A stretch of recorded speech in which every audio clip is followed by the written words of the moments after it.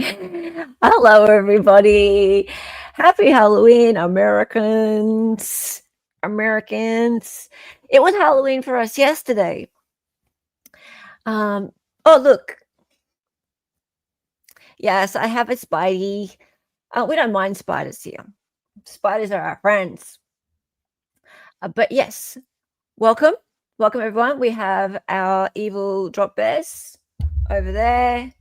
We have some bats, flying foxes, all sorts of things. Hope you're all having a lovely 31st of October and are up to good stuff. We're going to talk about some other evil creatures today. And we got some news for you as well. Very nice. Try potentially criminal. Oh, he really likes spiders. Yeah, I know. He has, considering that Sean has no problem with all the pew-pews, he's really scared of spiders. It's very strange. Very strange. Hey, Mads. Hella has bugs. Hey, CH, how's it going? Hey, Christine. How are you, sweetheart? Happy Halloween, Big Fairy. Hey, Johnny on the spot. Hey, Kelt. Hey, Tracy. Despite that look on my face, how's it going? Good to see you. All right. Maddie was first. Of course, Maddie was first. How's it going? Lovely to see you all. Okay, guys, we'll bring in Dali. Just a minute. Hey. Hi, you're not dressed up at all. Look at me. I'm an Australian, and I'm dressed up, and you are just. Well, I have a turtleneck I can put on. A turtleneck? What would that mean? Never mind. Julie Jensen's turtleneck. Oh, that. Right. I forgot about that. I am recycling an old background that I made for Halloween a few years ago. And then, yeah, that started a bunch of YouTube drama, actually. Good time. It did. It did. But never mind. We're going to talk about some different YouTube drama, which has turned into real life drama. Unfortunately, for the people involved. And I just need to say that since I've seen the body cams, and I want to refer back to our stream the other day when we were watching the body cam with Christina in the lobby kind of area, or one of the conference room kind of areas in the Gaylord Rockies or whatever it is in Denver. And the police were there, and they were telling her that she can't attend CrimeCon. And we know also that a day later, police turned up and stopped her from attending just the bar area there at CrimeCon. Not even sure why that occurred, because she wasn't attending CrimeCon. She was just there at the hotel, which she was allowed to be there. Well, maybe Lauren wanted to tie one off. What's tie one off? Have a drink. Get drunk. Oh, right. See, sometimes we can't even communicate with one another because we're on different planets. And you interrupted me. Sorry. You interrupted me when I was about to have the best reaction of my life. Oh, did I interrupt you? Yes. Anyway, I was going to say, I was going to have an emotional reaction to something then, Dali. You just couldn't handle it. No, I couldn't. No. I can't deal with your emotions. You couldn't deal with my emotions, right? From a woman. It was gender based. It was. I was sexist. It was. Anyway, I was going to say, since I've seen that body cam, and I'm pleased that we have that body cam. Thanks, Luthi.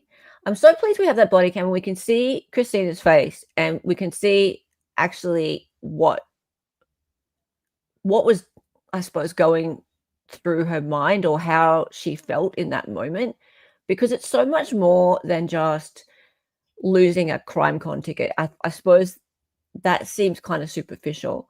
I mean, considering it was the premium version of it. You finished interrupting me? No, but carry on.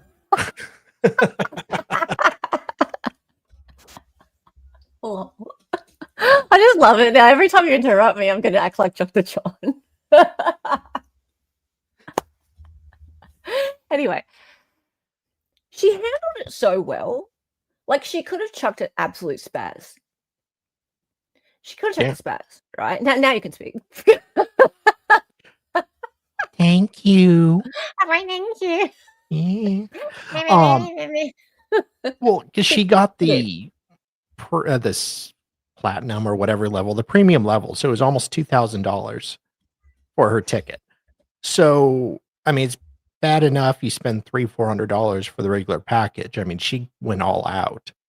And as far as I know, hasn't got a refund. So she handled it a lot better than I would be. Okay, but I think that's not really the point I was trying to make, though. Like, she was being confronted by police. Yeah. Right. On her holiday, she knew that it was likely to happen. She went to the Aurora police the day beforehand. She had been dealing with this situation with Lauren for months, right? Like, she had this ongoing legal battle with Lauren for months. And if we look at it from her perspective, she'd been harassed by Lauren, right? So from her point of view, all she done was made some TikToks, right? But she had Lauren contacting her and these legal filings coming at her. And we'll see, we're going to read out some of her rebuttals today, right? So her objection to the Matthias Declarations today, right? But so from her perspective, she's done all she can to avoid this situation. She bought her tickets a year ago. She's turned up there with her friends. She hasn't tried to contact Lauren. In fact, she's tried to avoid contact with Lauren. And then cops turn up. Can you imagine just the feeling of intimidation and frustration and just anger in that moment? But she handled it really quite well. She did? I thought. Yeah. So I'd be so furious. I don't think I would have handled it so gracefully at her in that situation. So it just put a different perspective on it for me, because we finally got to see her and the way she managed her emotions and herself in that situation. So I feel a lot more for her since that. Right. So today, guys, I wanted to tell you about something else that's come to my attention. Hey, Lucy, how are you? And Chinny, how's it going? Sticky Beaks. Hey. I think her tears were frustration more than upset. Yeah, I think stress too. Like, I cry when I'm stressed, personally. I don't cry so much when I'm like actually sad. I get more like when I'm just overwhelmed with stress, everything piling on me at once, that's when tears start for me. When like something is really sad, that's less likely to be tears for me. It's strange. So yeah, like I'll be crying and people will be like, why are you so sad? I'm not sad, I'm stressed. Yeah, it's people cry for different reasons, or react emotionally for different reasons. But hey, I'm no psychologist. No, I'm not a clinical psychologist at all. Usually my ex-girlfriends cry a lot. I'm not sure what the reason is, though. Yeah, and like apparently you cried during sex. I don't know. I told you that in confidence. Thank you. Sorry. I can't trust you. It was only 2 times, okay? Only 2 times. Okay, something else has come to my attention, right? So Not me. I heard that, well, Lauren supposedly, she's not the only, sorry, I'll start again.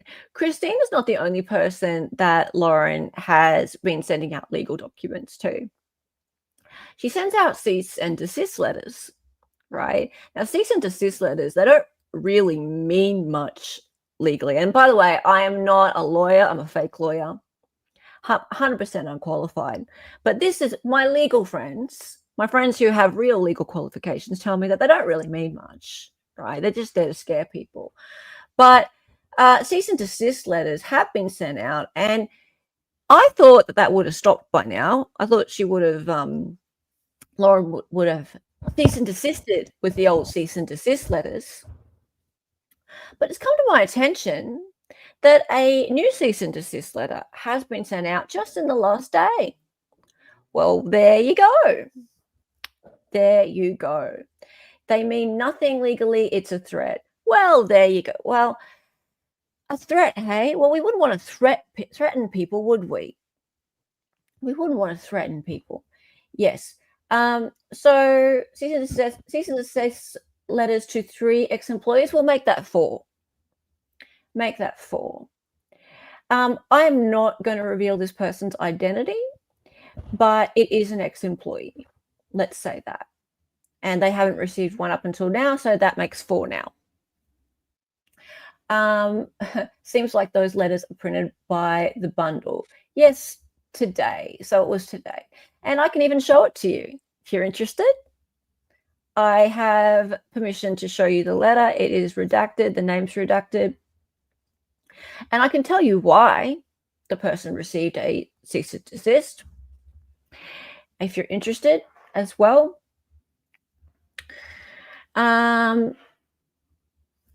Let's pop into a different layout for a minute. Where is it? Boop. Remember this screenshot, everybody? I'm sure you all do. If you've been following this, then you would remember this screenshot. So this has caused some consternation for the Matthiases. So Lauren said in, I think it's a group chat. Yeah, it must be a group chat because there are 2 little reactions down there. Lauren says, to correct myself, I don't just roll my eyes at Kresha. I find her actions despicable and destructive. I think I can handle it more because her brain doesn't seem to comprehend anything comprehensive. Okay. Jordan and McKay know better. Mormon stories made J and K, yet they steal their slides. Yet they steal their slides the entire show and call it theirs without shame. Right, okay. Whatever. That just sounds really, really bitchy, and is talking ill of survivors of a terrible series of crimes. Good look, Lauren. But I'm sure it's just the tip of the iceberg when it comes to texts and emails and things that you would really, really hope aren't going to be released. Because as we know, Lauren Matthias, you're really scared about your private information, your private text messages, your private emails, etc., coming to light. Yes. Yes? Don't worry. I won't leak them between us, though. Don't worry. Oh, yeah. Sorry, I forgot about your relationship. I mean, we did meet. We had a tender moment. You can see us here. Yeah, that's still me and Lauren. You didn't show the rest of it. Well, then this happened.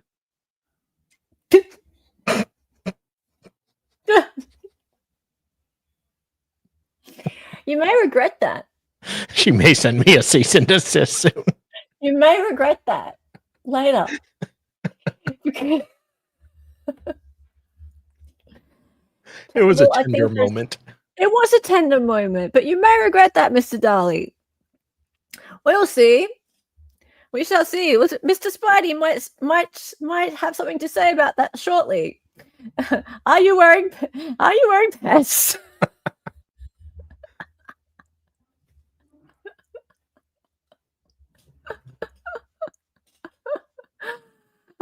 Yes. Well, so the person who revealed that group message, I am not going to reveal that person's identity. Let's just say Lauren knows who it is. It's an ex-employee. She knows who it is so well that she knows that person's address. You're going to find out now that the person is in Florida. That's all you're going to find out. So October 31st, 2025, obviously, because it's Halloween. Year of our Lord. Year of our Lord. So today. Would you like me to read? Yeah, sure. Regarding cease and desist from online harassment and dissemination of altered AI-generated and/or private messages. This firm represents Miss Lauren Matthias, not Mrs. Miss Lauren Matthias, which... That's weird, isn't it? It is weird. It may confirm the rumors that they've separated and her former hubby is with Brad Pitt now. But I'm still waiting for confirmation. But I'm just saying this is a little odd. You are required by state and federal law to cease and desist from any continued harassment and dissemination of altered AI-generated or private messages which you attribute to Miss Matthias. Wait, was this sent to me? Oh, no, the other guy. Oh, no. Okay. I got a little worried when I saw AI-generated. Your conduct violates Florida state law. And United States federal law. Under Florida Statute 93403, it is unlawful to intentionally disclose the contents of any communication without the consent of all parties. Consent, like I did not have with my brother. Florida is a two-party consent state. And dissemination. Oh, speaking of consent. God. Dissemination. Hey, now. Of communications attributed to our client without her consent constitutes both a criminal offense and grounds for civil liability. Under Federal Statute 18, it is unlawful to use electronic communication services and interactive computer services to engage in a course of conduct intended to harass and cause substantial emotional distress to our client. You are specifically directed to cease and desist from any further disclosure, publication, or dissemination of any such altered AI-generated or private messages, communications, personal information, or confidential work-related information attributed to our client on any platform, public or private. You are notified that any violations under Florida statute, blah, blah, blah, and federal law, blah, blah, blah, shall be pursued should any such violations continue. Yeah, and there's more. Data preservation notice, rawr. Because of the possibility that law enforcement may be contacted as well. At the possibility of civil action being taken against you, you are obligated by law. Dissemination. I love the way you say that.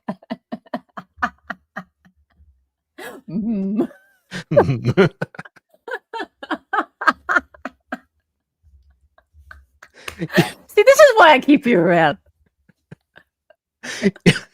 You are obligated by law to preserve all your data for potential review if you choose to continue your online harassment. This includes, but is not limited to, all documents, communications, data, and electronic records related to our client, including feed pics, messages, emails, proton emails, screenshots, social media posts.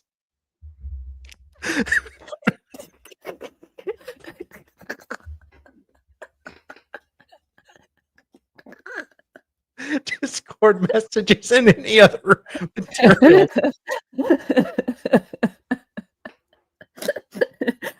Unconsensual dissemination. All devices and accounts used to access, store, disseminate information about our clients. I may have added that one. The feet pics?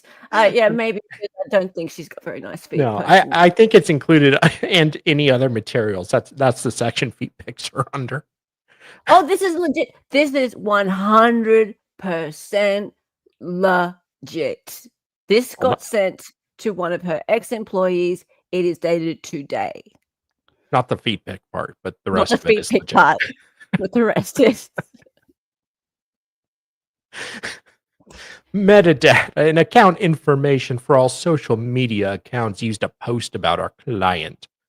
Attempts to destroy or delete evidence may result in the imposition of severe sanctions against you in any subsequent legal proceedings. Yeah, who do you think you are, a politician? Our client reserves the right to seek monetary damage, injunctive relief, and full recovery of all attorney's fees and costs incurred in enforcing her rights. Please confirm within writing, within 5 business days, that you have received this letter and will comply with the above demands. This letter is written without prejudice and any other legal or equitable rights or remedies that our client may have.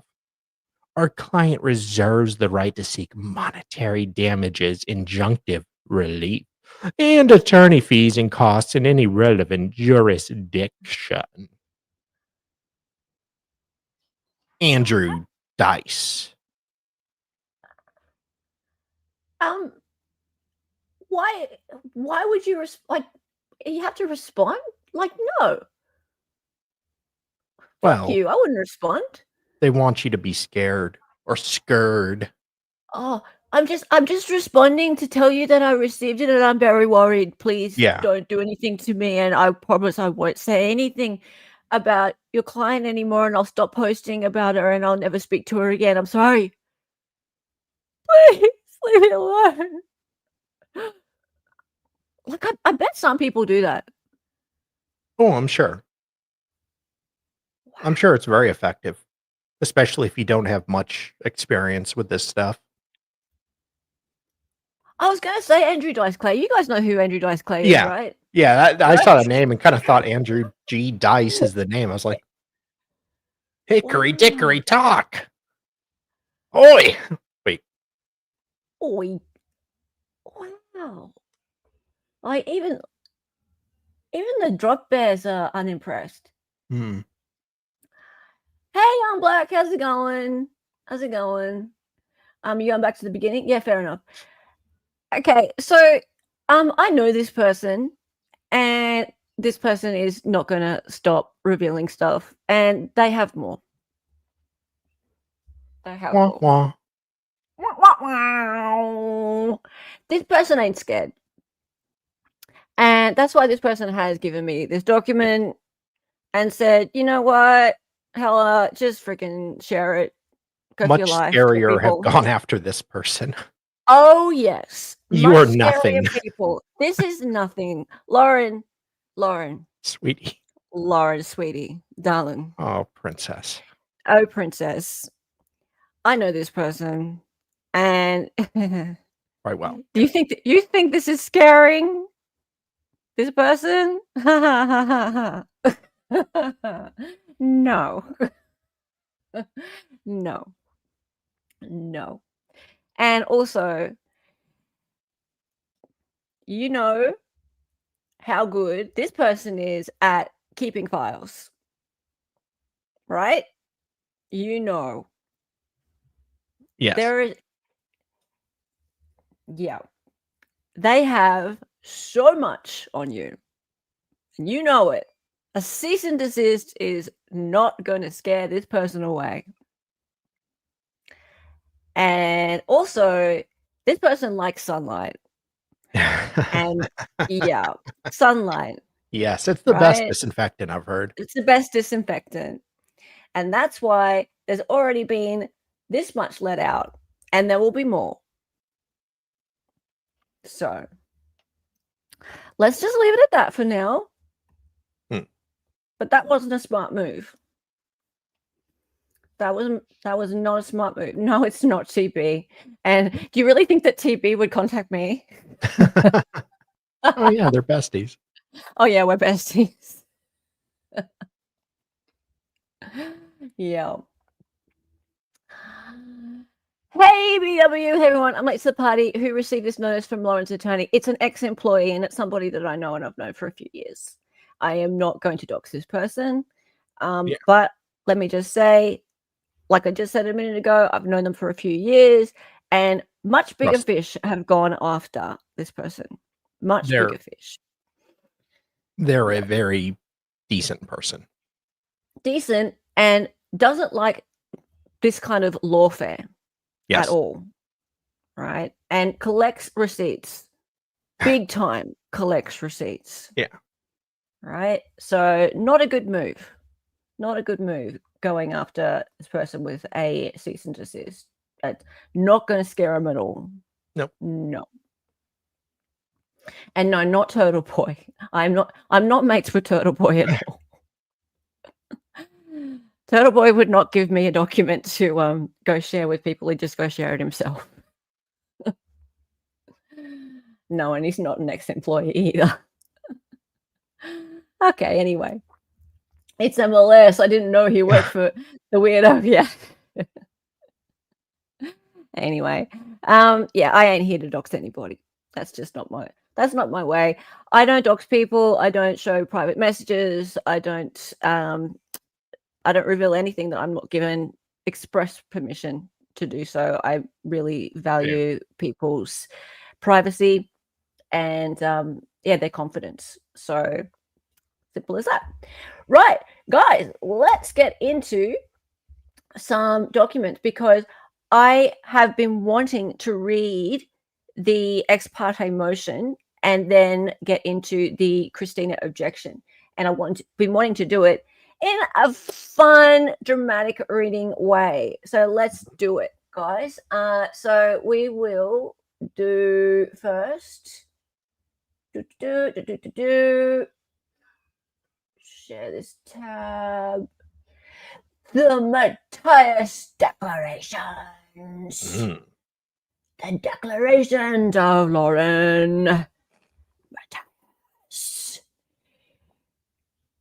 Let's go, people. You want to whip it out? I'm just whipping it out. Didn't ask you to whip it out. Excuse me.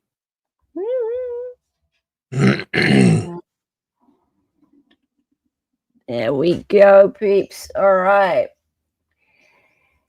Now, let me get some water. Real quick. Yeah. You gonna read? Okay. Just let him get his vocal cords all limbered up. What did people do for Halloween? Actually, it's too early, isn't it? Is it the evening? There it is. Are people getting trick-or-treaters turning up? Like right now? Are kids like turning up on your doorsteps like right now? Me? Is that the is it the time of day for people to like start having kids turning up on their doorsteps like now? Yeah, maybe half hour. Well, yeah, East Coast, yeah. Right. I just turned my light bulb off. All right. We have like maybe 1 or 2 kids, and that's it. Yeah, then they get cussed out by the other Aussies. Pretty much, yeah. For being Americans. Yeah, pretty much. Anyway, I hereby declare.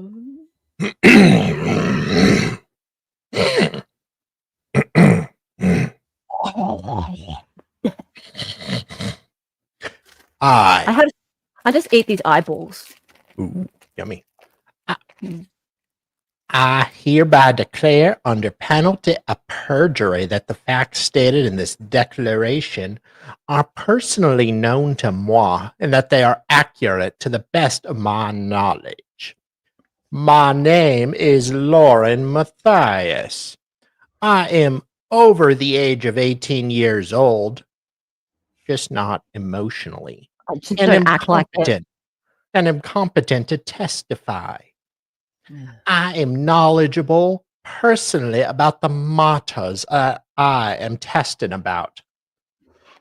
I am the petitioner. Since being served with the civil stock and injunction, the respondent has repeatedly violated its terms, like I did with my brother. These ongoing violations have heightened my fear and concern for the safety of both myself and my family. The respondent's actions demonstrate a clear disregard for this court's order and a deliberate intent to continue targeting, stalking, and harassing me, even while an active injunction remains in effect. After the court granted the injunction on September 4th, law enforcement officers proceeded to the respondent's residence to serve her with the order. Although the respondent was not present, her husband Connor accepted service on her behalf and confirmed that he would inform her of it. That doesn't matter. No. Right. And we saw this in the body cam the other day. The cop said that now she's been served. It only matters that she's been served now. So it's not official until Yeah. we hand it to her. Like she's been handed it by a law enforcement officer in person. Yeah. So none of this stuff here makes any fucking difference. You can hand it to anybody. Yeah. And they can hand it to her, but that's not official at all. There are You some know this. exceptions, but really it's best to have it directly handed to the person and there be actual confirmation they were served. Her lawyer should know this. This is stupid. Yeah. Accordingly, she was considered properly served in the state of Utah. Later that same evening, the respondent published posts on both TikTok and Instagram using public accounts she has previously created for the purpose of targeting moi the past many months, which is in direct violation of the civil stalking injunction that states not to post on TikTok or Instagram. Links to the accounts here. Okay, yep. So we've seen the account. There is that one. Objection, Your Honor. There we go. Doesn't it look scary? Scary, scary, scary. I'm so scared. All right, let's go back. There's an Instagram which looks like this. Scary. Cool. All right, go back. In one video, she's saying lyrics stating, "Whoops, you messed up, ran around, and then you got caught. Whoops, you messed up. Now you're crying about what you lost." That was pretty good. Was it? I have no idea. I just made that up. I have no idea if that's the tune. It goes, "Oops, you messed up. Now you're crying about you got caught." Something like that. I never knew the song until Christina sang it, but Yeah. it's also good. This is not the first time she's used that particular audio in reference to me and feels threatening. What does she intend I lose? Oh no. Well, clearly not your self-respect because you already lost that yourself. Yeah. In addition, a friend of hers commented on the post, "Time to tell the real story." To which the respondent replied, "As you wish." What the fuck? What is this? What? This is not. Well, this is not the first time she has used this particular audio in reference to me. What do you mean in reference to me? How does she even know it's in reference to her? There's no actual reference to her on the entire TikTok, right? Yeah. Lauren's name is not mentioned. Awkward. She's assuming that it's about her. Well, Correct? in Lauren's defense, everything is please about go. her. Oh, right. The whole world revolves around Lauren. It's, I see. it's the Lauren show, and we're just guest actors in her play. She's a narcissist. On the evening of September 4th, I was informed that the respondent was present at the same hotel in Aurora, Colorado, where I was staying. She was staying at the Gaylord. Look, The no one follow- would. No. Okay. I'm just going to interrupt you because I'm sure Yes. you're going to have an emotional reaction soon. I can't handle it. No. No. Why would anyone stay at the Gaylord by choice? I know. Why would they name the building that? It's not 1940. Like, good Lord, change the name. The Gaylord. Yeah. It's not Happy Lord anymore. Okay. I'm very immature, but please go on. The following morning, September 5th, my producer.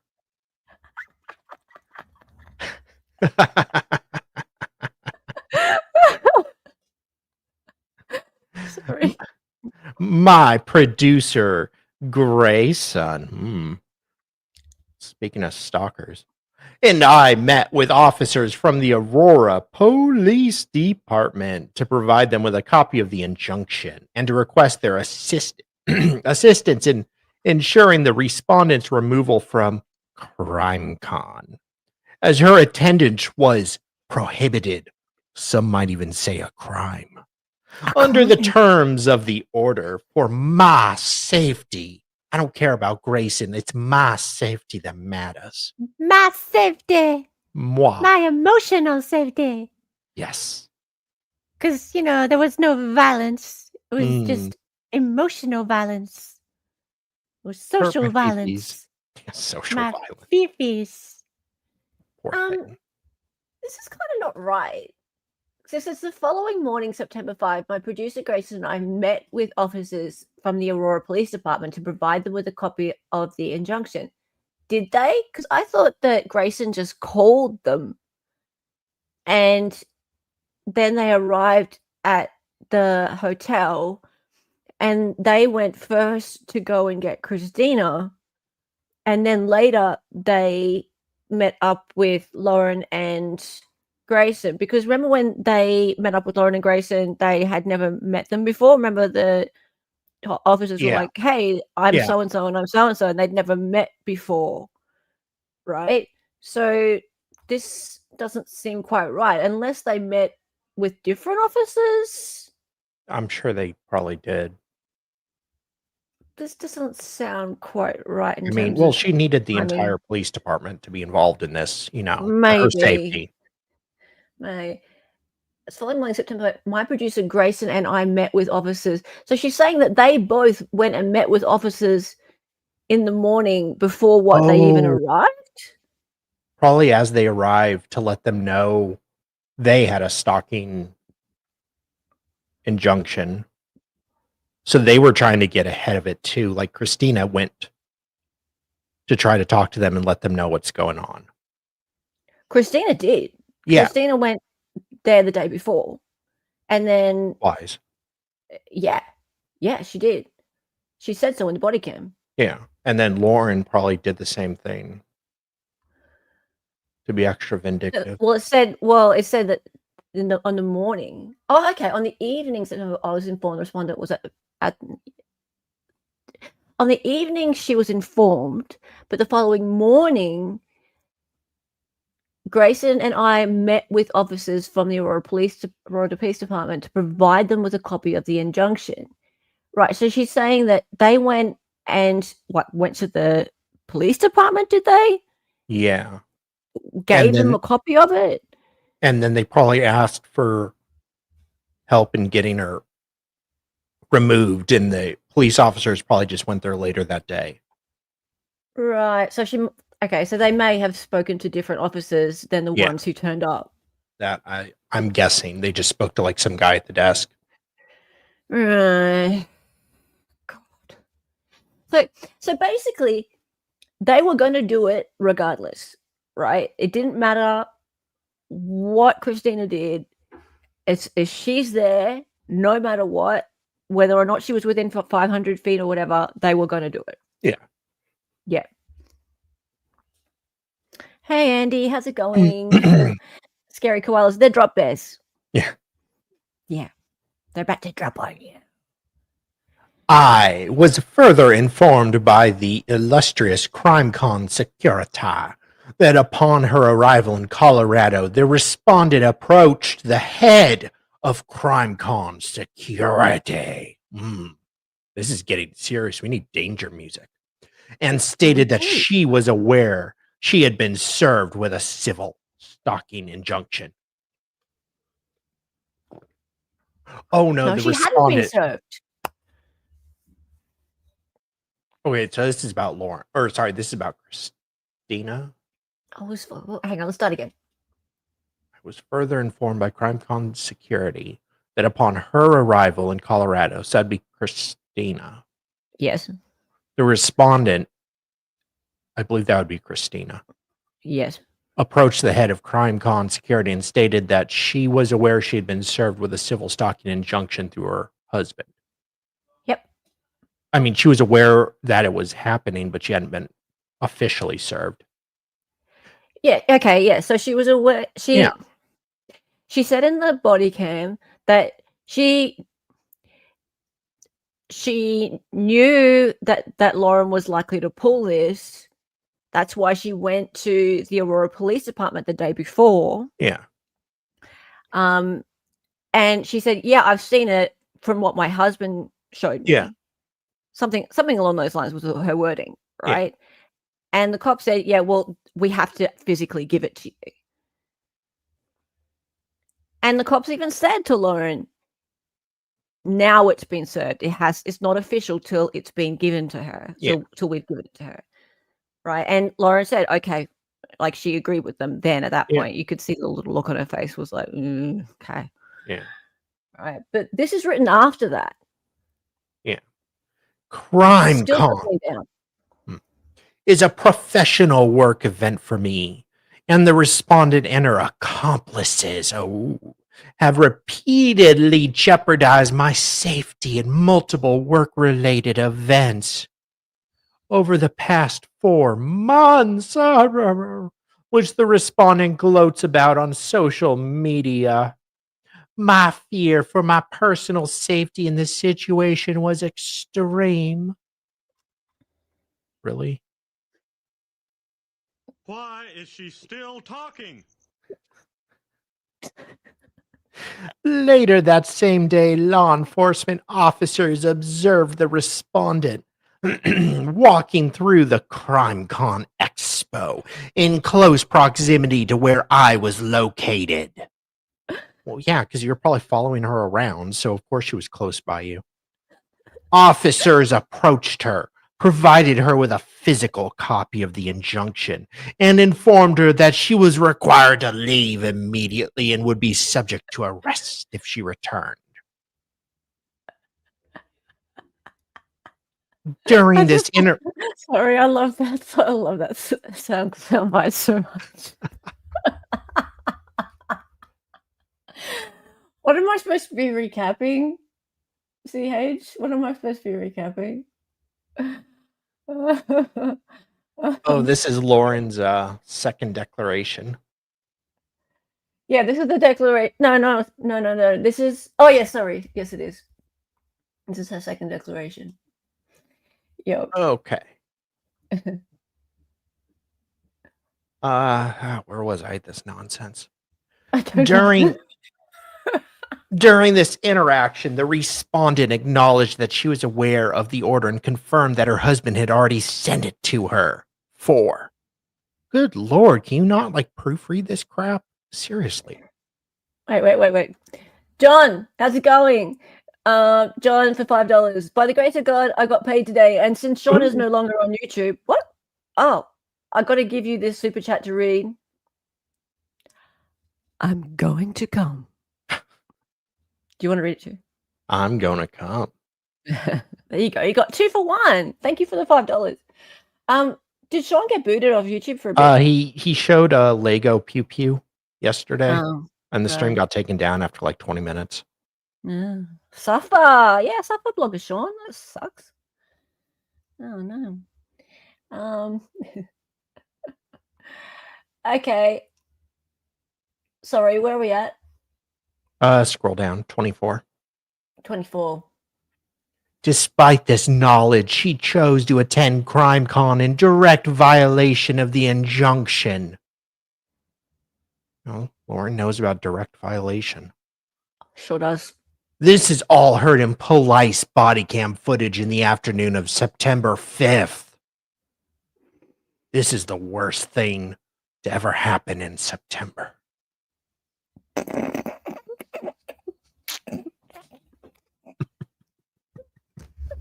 That fell off.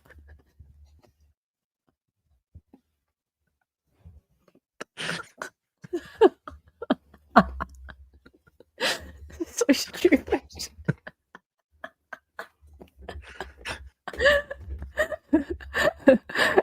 Hey man, thank you. I'm trying. Look, I've even got a Spidey. Yeah, spider on her tit. Ah!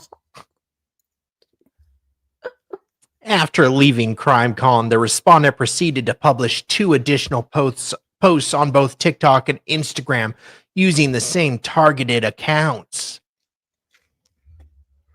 Wow.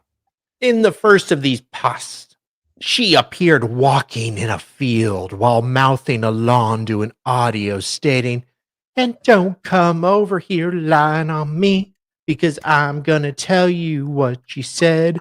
Ronnie, Bobby, Ricky, and Mike said, don't lie on me. That is my biggest pet peeve. Do not lie on me." What the shit? What is this? What? What? She's walking in the field. I don't even know what that means. Like, Does Colorado even have fields? how how is that threatening? What the fuck is that? Don't come over here lying on me. Don't lie because about me. Oh my God, you're threatening me. No, it's not lying about me. It's lying on me. Don't come over here lying on me, because I'm going to tell what you said. Ronnie, Bobby, Ricky, and Mike said. Don't lie on me. That is my biggest pet peeve. Don't lie on me. Okay, so that must be lyrics from a song, right? Yeah, Uh, I guess. this is so stupid. She's worried about that? Well, it's very terrifying. Who's Ronnie? Well, it's not just Ronnie, it's also Bobby, Ricky, and Mike. You got to worry Ricky, about. Are they her heavies or something? They're Christina's posse. They're her posse. They're her angry mob. Yeah, they're hombres. Oh, wow. Lie on me is a slang way of saying don't lie about me. Yeah, I figured that, beautiful. But I mean, I was giving her the benefit of the doubt. Maybe she took it as meaning lie on me, like physically going to lie on her, like Her brother. on. No, like on. But still, it's stupid. This is so stupid. It's a soundbite from a movie. Okay. $5 again from John. Let's go. Let's go. Let's go. Let's go. Spider tits. Spider tits does whatever a spider tits does. Thank you, John. Thank you. How are you? The 2 violations are 10-second clips of her lip syncing. That's what people do on TikTok, isn't it? Isn't it? I mean, I don't TikTok really, but I think that's what people do.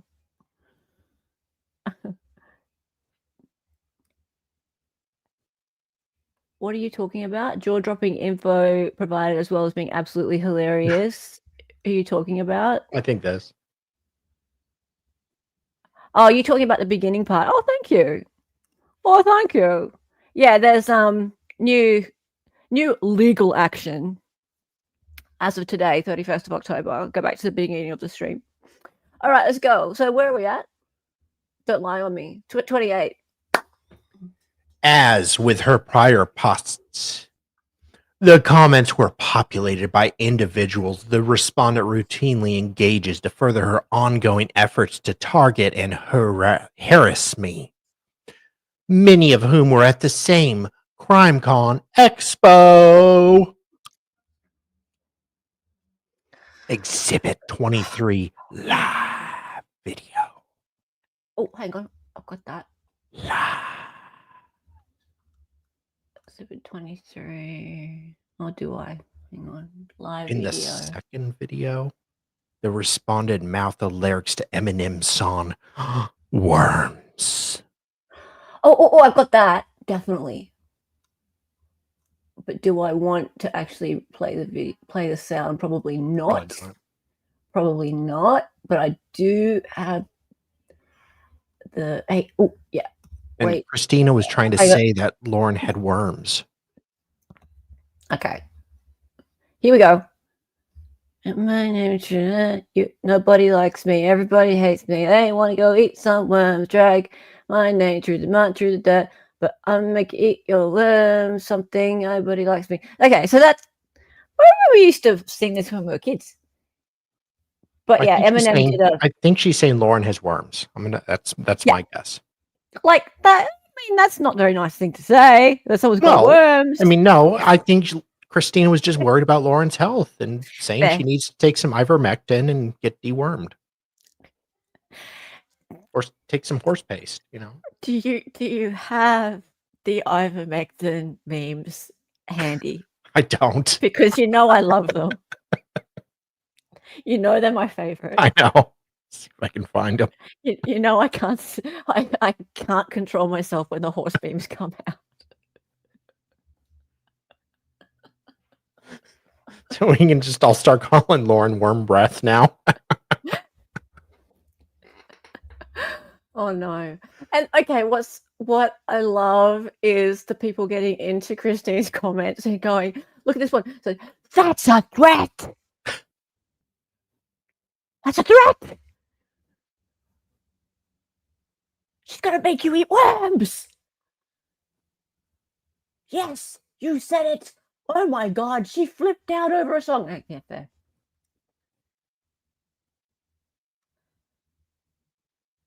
For what it's worth, I don't hate you. Aww. Everyone doesn't hate you. Lauren, what? Lauren should be ashamed of herself for weapon something. For using the courts for TikTok views. Oh God. I mean, so to be stupid. fair, we all use the courts for YouTube views. Warfare. Oh wow, you have 630 followers. Oh, the irony. Something must be green with jealousy. Her Oh, the irony. Princess. Really?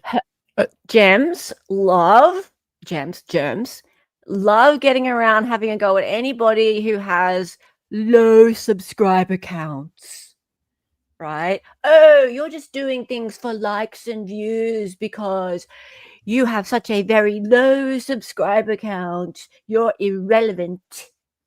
You are irrelevant. It's like, okay, well, what do you think that your queen has been doing for the last freaking 5 years? And by the way, there was a very good video done just recently by, I'll get her name. Yeah, I'll get her name. And she did a calculation, and yeah, about 2 million is what John and Lauren are making off the suffering of others. Yeah. So, and I have no problem with people making money. P.S. People work hard, make money. Great. But your germs getting around having a go at little peeps like us who aren't making money, by the way. I lose money doing this. Right? I don't even pay my bills. StreamYard costs freaking more than $1,000 a year for an Aussie. Okay? Yeah. So don't be having a go at me. I ain't making any goddamn money. She's making $2 million a year. So don't be saying that the rest of us are profiting off this shit when your queen, and that's how you treat her, your queen's making $2 million.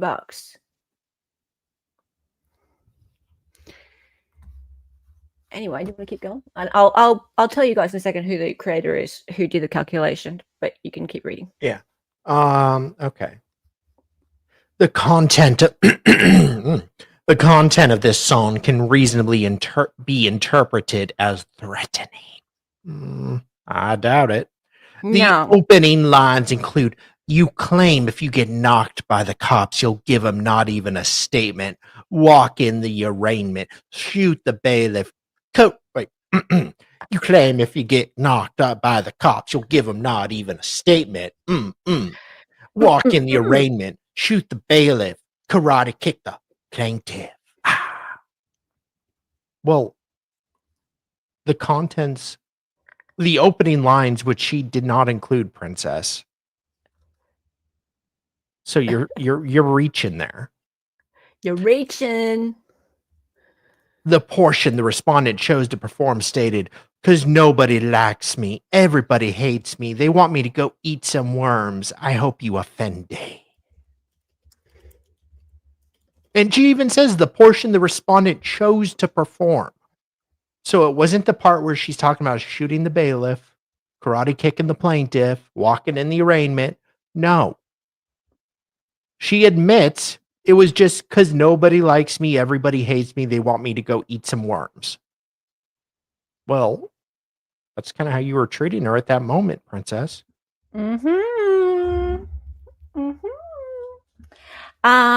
Monetizing a meltdown. I just gave you guys the link to it.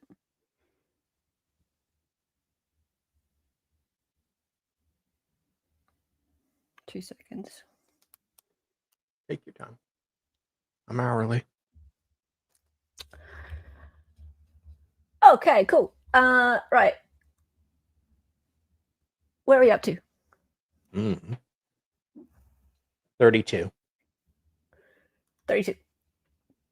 By deliberately selecting and performing these lyrics on the targeted social media accounts, the respondent conveyed a threatening and harassing message directed at moi, in direct violation of the active injunction.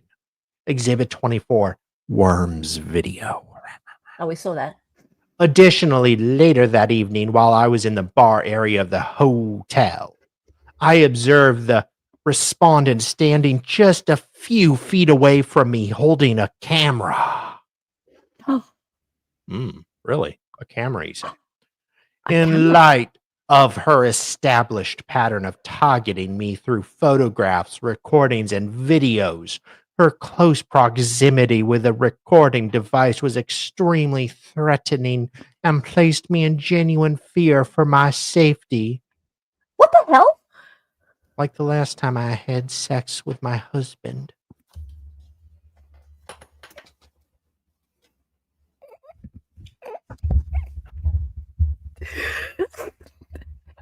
Okay. I'm so sorry, but Lauren, you film people for a living. You film people like that's what you do. So someone coming up to you and videoing you, that bothers you?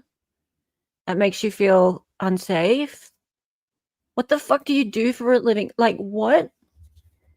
Really? And also, you have no right to privacy in public. Like, none. No. Are you new to this?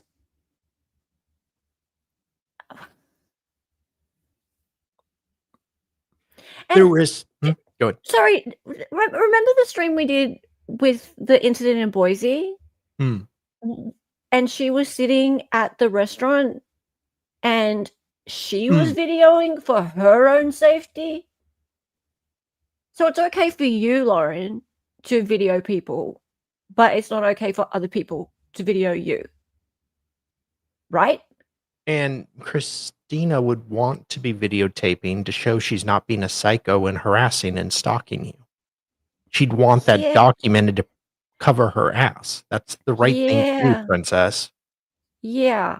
If the tables were flipped, you know what? You would be investigating this. Yeah. And if this was a case that you weren't involved in and it was just like you're an outsider, you'd be covering the shit out of this. Yeah. It's just...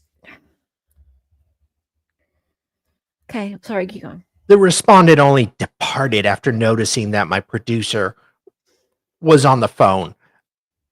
At that time, Grayson was speaking with an officer from the Aurora Police Department, or maybe ordering one of those officer strippers. I don't know. This conduct occurring after she had already been warned by law enforcement earlier that day demonstrates her intentional disregard of the injunction and her ongoing effort to intimidate and harass me despite the court's order. Judge, the officers had reinforced over and over that she was to be 500 feet away from me at all times. She should know how much that is in feet. Feet pics. I was going to do a metric joke, but... Well, she's not Australian, I don't think. No, I know. That's why I just insinuated feet pics. John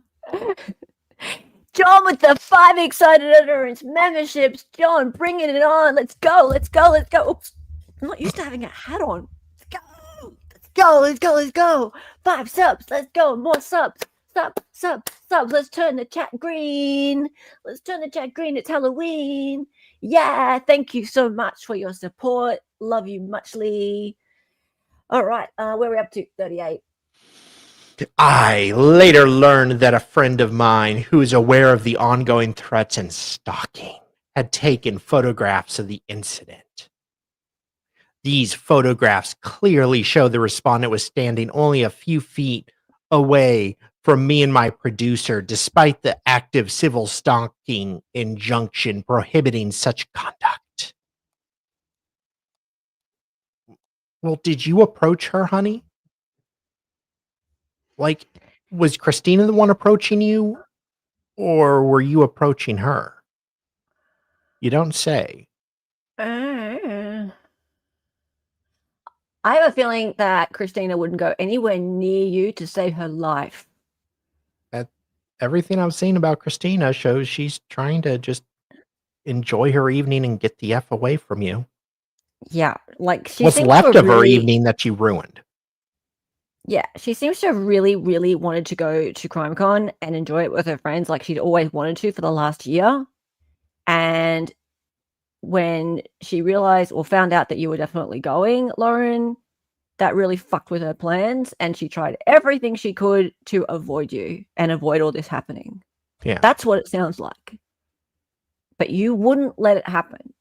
You just would not let that occur, no matter what. You had to make sure that she got removed. Why? Why, Lauren? Lauren, why? Why did She you was have to afraid. have her removed? What was she going to do? Like, she's never shown any tendency to be violent, to do anything whatsoever. What? I don't get it. Like, why ruin someone's weekend when they haven't done anything yet? Like, give her some latitude. Anything. You're so about empathy. Have some empathy. Like, just be a person, be a human. Give her some chance to, like, let her fuck up. Yeah. Right? If she's such a threat to you, let her prove it. Yeah. Let her actually do something wrong. She Give her didn't do ammunition. anything wrong. Give her some ammunition, but you wouldn't, right? You had to have her removed before she did anything. She didn't have a chance to do anything. It's just you had to assert your authority, Lauren. Respect my authority. Respect my authority. Anyway, so In where that were we? 44. Yeah. In that video, they specifically discuss the civil stalking injunction, using my name to identify me publicly and to emphasize that I had served the respondent with the order. You got served. You got This there. video was created and disseminated with the deliberate intent of targeting, harassing, and intimidating moi. Scroll. Where's the video? There it is. Which video is she talking 45. about? 45. Yep. I'm just trying to work out what video she's talking about, though. She Hang on. posts it. So, on Wednesday, September 10, one of the respondents was the Laurie video. Right, okay. It was made with the deliberate intent of targeting, harassing, and intimidating her. Really? You're very easily intimidated, Lauren. Have you noticed that? Yeah. She really needs to, like, harden the fuck up. Although the video contained numerous false statements, the respondent publicly commented on it, writing, "Thank you, Laura, thank you," followed by 4, not 3, not 1, not 2, 4 crying emojis. Oh! That's okay. 3 I can see. I can give her a pass on 3, but 4 no. That's unacceptable. I'm Team Lauren now. I'm Team Lauren. Yeah, no, I've turned now. Yeah. That's it. Sorry, 4. Christina. Look, maybe since they're crying emojis, I'm not sure if they were like upside down smiley faces, or if they were like eye roll emojis, maybe I'd be Team Lauren. But cry emojis, no, I think I'm still Team Christina. Okay. Uh, Maybe we'll change our mind after this. The fact that the respondent enlisted or encouraged someone to create and publish a public video about me has made me feel even more unsafe. It demonstrated not only her continued efforts to target me directly, but also her willingness to continue to involve others in amplifying the harassment. okay, so hang on a minute. All right, because Christina has commented on Laurie's video and said, "Thank you, Laurie, thank you," and done some cry emojis, Lauren has cited that as being enlisting or encouraging someone to create and publish a public video that makes her feel more unsafe. But the video already existed, right? So Yeah. she's not helping her. She's not encouraging her to create it because it's already created. Yeah? I think so, So that doesn't make any sense. That makes no sense, right? And her willingness to continue to involve others in amplifying the harassment. So now she's accusing Laurie of harassing her now, because that's amplifying harassment. So now she's saying that's Laurie's harassing her. She must be. Yeah. Okay. So basically anyone who makes a video that says anything bad about her is harassment. So we're all harassing her. Correct. right? This is all harassment. Yeah. We're all intimidating her. We're all Well, not me. It's all part of well, no, obviously you're Team Lauren. Yeah, she's safe in my arms. Yeah. She says everyone's harassing her. Well, I mean, I've had gems get in my comments saying that I've joined like the bullying campaign, the harassment campaign, the stalking, all that kind of thing. I'll just fuck off. Law and crime. Hey, Bron, how are you, mate? Grayson clearly should be writing novels because she loves verbs. Lauren should stick with journalism or facts. Pity the evidence doesn't stack up. But hey, yeah. This is just so stupid. Okay. Where are we at? 49. This constitutes a direct violation of the civil stalking injunction and has further escalated my fear for my safety.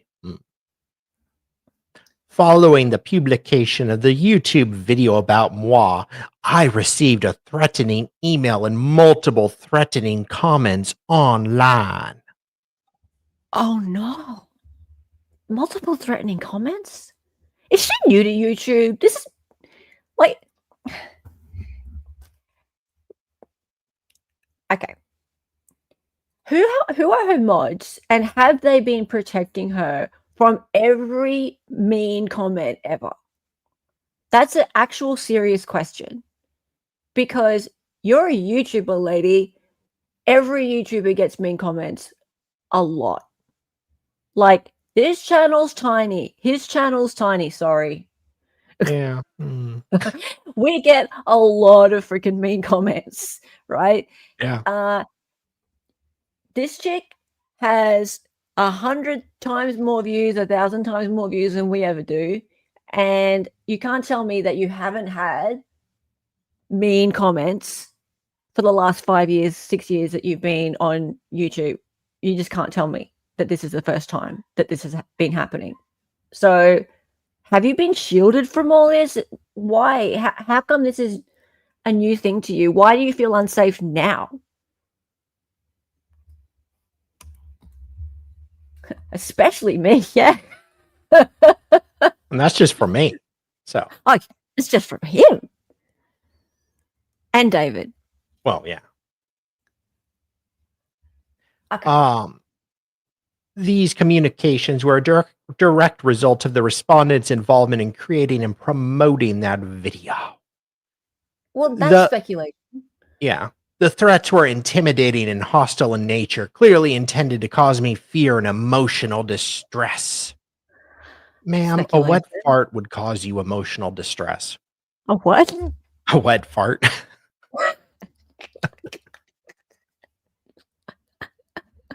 This Spidey. This escalation has made me feel even more unsafe and demonstrates that the respondent's conduct not only violates the civil stalking injunction, but also incites others to target and harass me on her behalf. For all of the reasons outlined above, I respectfully plead with this court not to grant the respondent additional time by continuing the evidentiary hearing. Since the injunction was entered, the respondent has repeatedly and willfully violated its terms, both in person and online, demonstrating an ongoing and escalating pattern of stalking, harassment, intimidation, and disregard for the court's authority. Each violation has placed me in genuine fear for my safety and the safety of my family. To delay this matter any further would only embolden the respondent to continue her unlawful conduct and prolong the danger and distress I am forced to endure. I therefore respectfully request that this court proceed with the evidentiary hearing as scheduled on September 22nd, year of our Lord.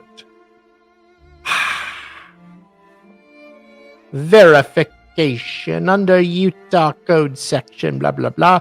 I declare under criminal perjury penalty under the law of Utah that the foregoing is true and correct to the best of my knowledge and belief. September 13.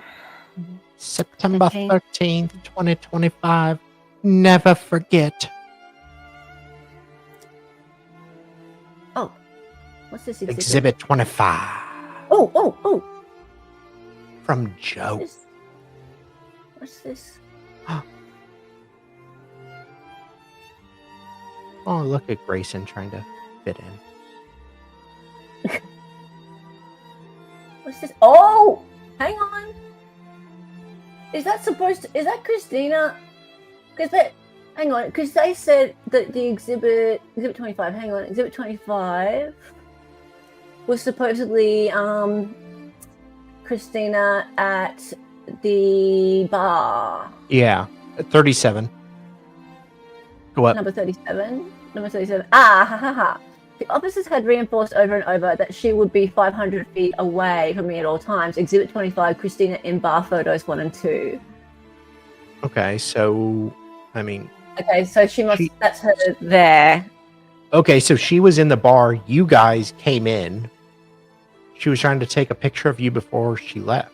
And then you said she did leave. Oh, there she is, because she's got pretty brown hair. She even taking a picture of them? No. She's not even looking at you, dum-dum. She's taking a photo of her friends. She's taking a photo of her friends, you freaking dunderhead. That's your evidence she's stalking you and taking pictures of you? Look. There she is. She's taking a photo of her friends. Her friends are over there. So the evidence you provided shows that she may not have even known you were there. She doesn't look like she was aware. Because if she's stalking and harassing you and is such a danger to you, and is so obsessed with you, why would she be near you taking a photo of something completely different? And how did this photo even come to exist? I'm guessing it was someone in Lauren's party. Oh, hang on. I think I know. There's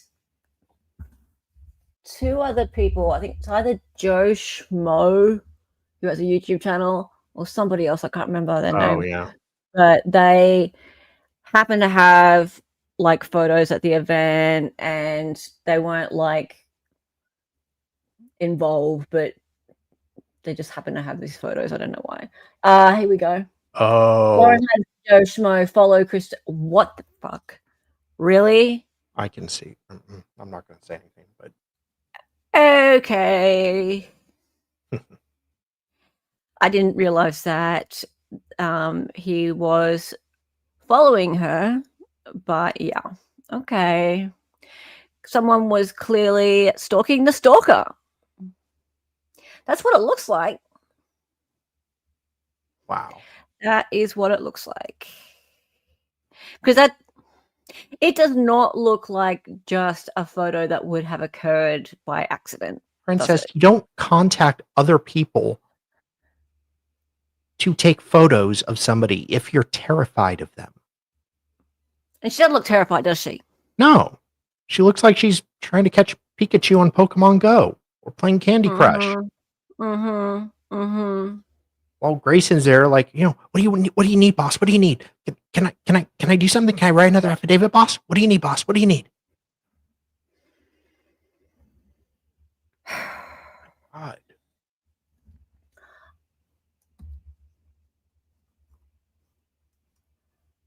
Yeah, okay.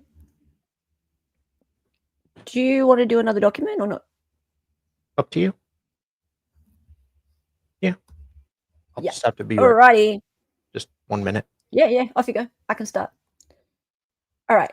So, guys, Salty roasted the F out of him on a live. Oh, really?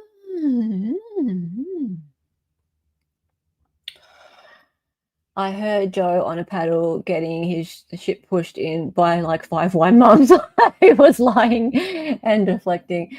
I only know Joe Schmo from like the Idaho case a little bit. I don't follow his channel or anything. So look, I don't want to sound like snobby or anything, but I don't follow really channels that would be going to CrimeCon. More follow like lawyer channels and stuff. But I mean, there'd be a couple of channels maybe. I like Anjanette. She's a cool person. Don't agree with everything she covers, but she's a nice person. But yeah, there's not that many channels or people who are content creators that would go to CrimeCon that I would generally be following. Yeah. That's just my preference of creator content. Yeah. Because they tend to be guilters, and I'm more of a innocent till proven guilty kind of gal. That's just me. And I don't think I'd be that popular there, to be honest. Let's just say that.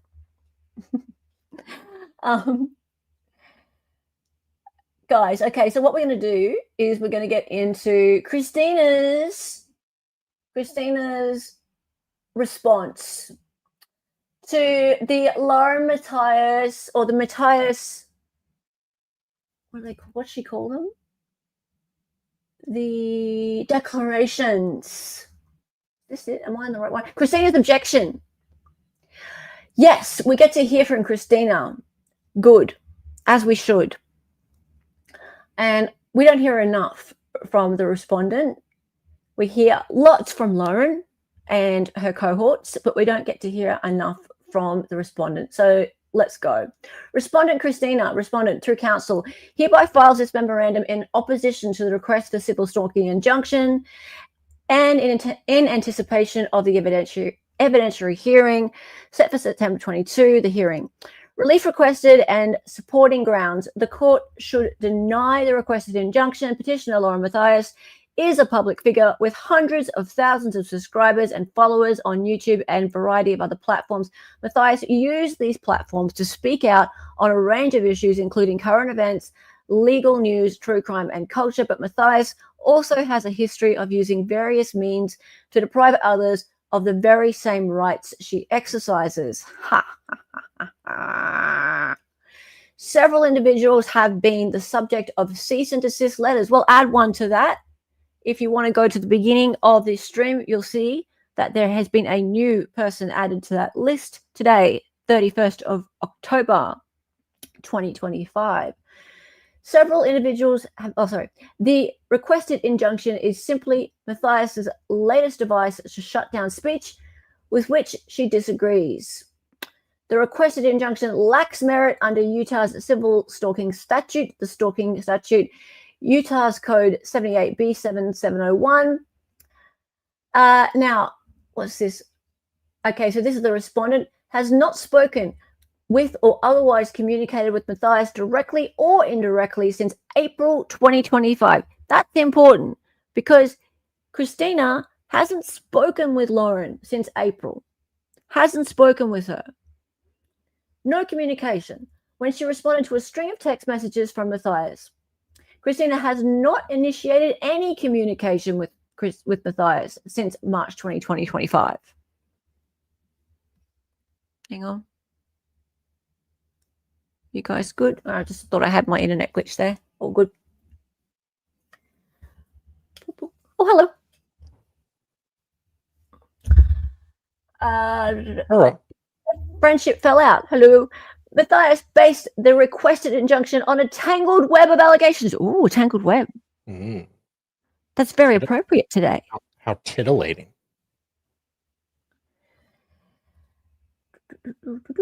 Tangled web. Where am I at? I keep losing my place. Regarding Matthias's own conduct and conduct of Matthias's other former friends and acquaintances. Matthias provides no evidence that Christina has ever asked or induced anyone to contact Matthias for any reason, let alone to threaten her. Matthias states that she has subjectively felt fear and emotional distress, but cannot point to any threat or statement that would cause such a reaction to a reasonable person. Well, I mean, that's the problem, isn't it, really? In Matthias's circumstances. Yeah. Further, the requested injunction is unconstitutional. Well, there is that. The imposition or enforcement of the requested injunction, the temporary order issued September 5, would violate Christina's right under the First Amendment to the U.S. Constitution and the Utah Constitution. Recent Utah case law makes clear that content-based restrictions on speech, even in the civil stalking context, must withstand strict scrutiny. The proposed speech restrictions in the requested injunction fall far short. Similarly, nothing in the requested injunction or supporting materials establish that Christina acted with the requested degree of culpability under recent U.S. Supreme Court case law. For these reasons, Christina respectfully requests that the court deny requested injunction. All right, let's go into the facts. Do you want to do facts? Matthias relies primarily on 3 declarations in support of the requested injunction. 2 declarations from Matthias, the Matthias Declarations. The declaration. And a declaration from Grayson. This opposition relies and incorporates by reference the following declarations, filed concurrently herewith, along with documents and things MacArthur expects to introduce in her defense at the hearing. 1. Declaration of C-Dog. 2. Declarations of L-Dog. 3. Declarations of J-Dog. 4. Declarations of L-Dog. And 5. Declaration of J-Dog. Who, me?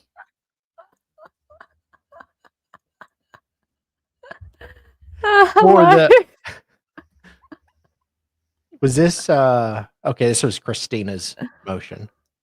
Yeah. For the sake of brevity, even though it's never stopped L-Dog, Christina does not restate the facts from each of the foregoing declarations and instead provides a summary of the key facts as follows. Matthias is a public figure with hundreds of thousands of subscribers on YouTube. I wonder if public figure for defamation. Wonder how that'd be figured if you're buying subscribers. That's not confirmed. Allegedly. Yes, I have no idea if it's true. I'm just I'm postulating a legal question. If you purchase subscribers, are you a public figure? From forth. So yes, if you go back to the beginning of the stream, I broke a little bit of news. There is a new person added to the cease and desist list, another one of Lauren's ex-employees. I did not dox the person, but yes, it's somebody.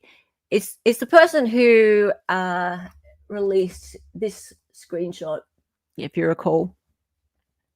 So yeah, the one about Kesha and how I think I can handle it more because her brain doesn't seem to comprehend anything comprehensive. Yeah.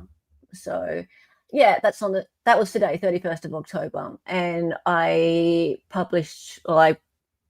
put here on the live stream the actual cease and desist letter. So obviously with the names redacted. So yeah, there's been 4 now. 4 cease and desist letters. Anyway, back to where we were.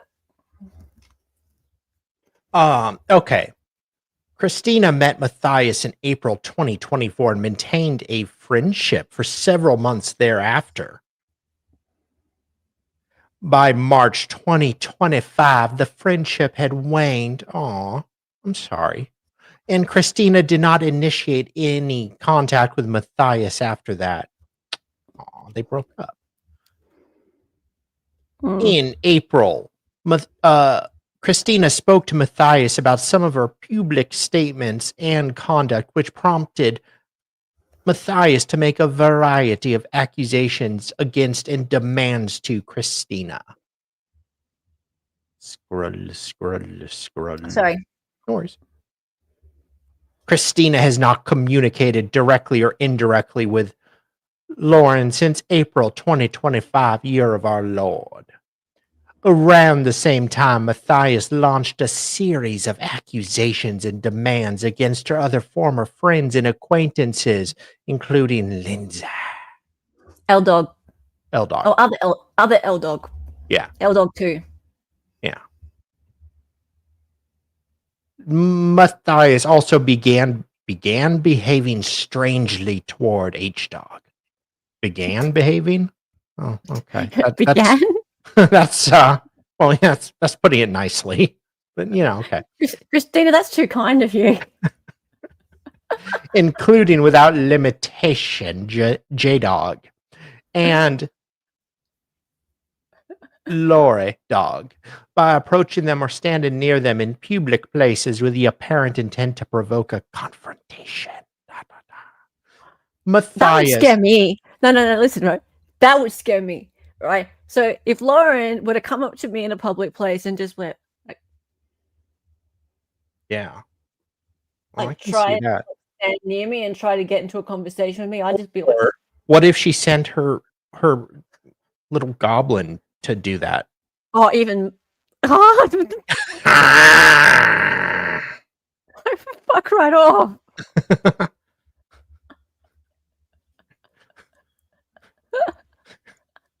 Boy. Okay, I know it's Halloween and all, but that's just too much. I know, I'm sorry.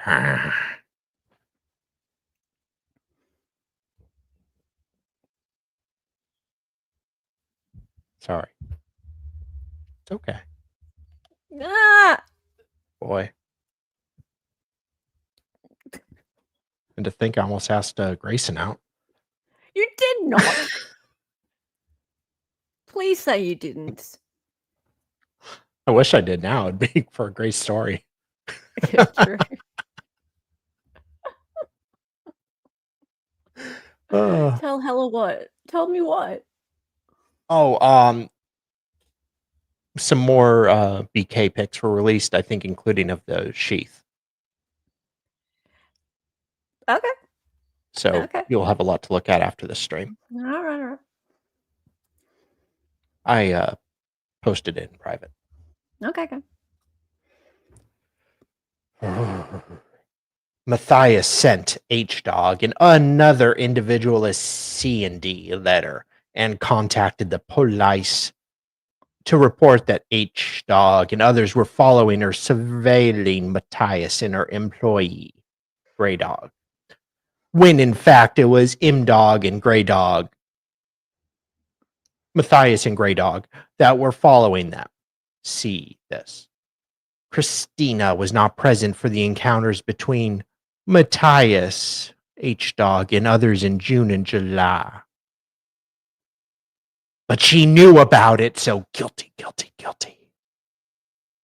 At no time did Christina encourage or suggest that HSD or any other dogs contact or approach Lauren.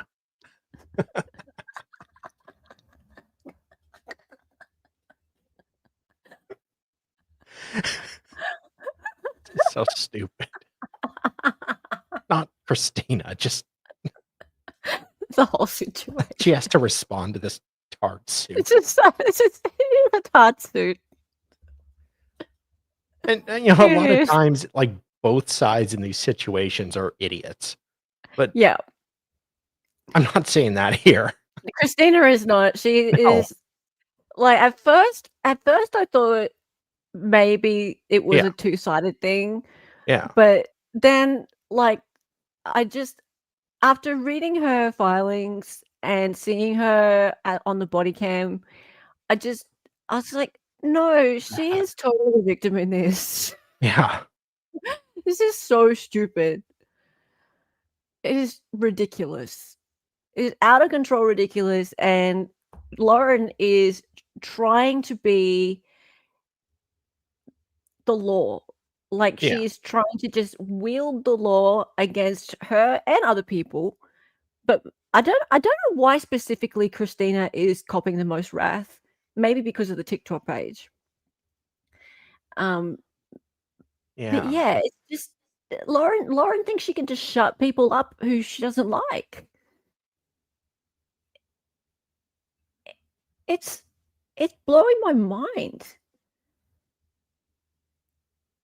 I'm just shocked Lauren didn't take down the 9-hour live. I'm not. Did you see how many views it got? Well, I know it's got a lot, but it's like what started all of this. It wouldn't have made any difference. I don't know. It's just, I mean, I know I downloaded it. Others have too, I'm sure. So it's saved, but If she took it down, people would have still had all the clips. They still would have said all the things they said, and she would have lost all the money. well, Not the ad super chats, revenue. but the ad But, revenue. yeah. The ad revenue is worth it. On that many views, the ad revenue is worth it. Yeah. Yeah. I mean, ad revenue is not worth much to people like you and me who are only getting a couple of thousand maybe views, but for that many views, it's fucking worth it. Yeah. Christina's social media posts and public comments since April have not been directed at Matthias and were not intended to communicate with Matthias directly or indirectly. Scroll. Oh, sorry. Of course.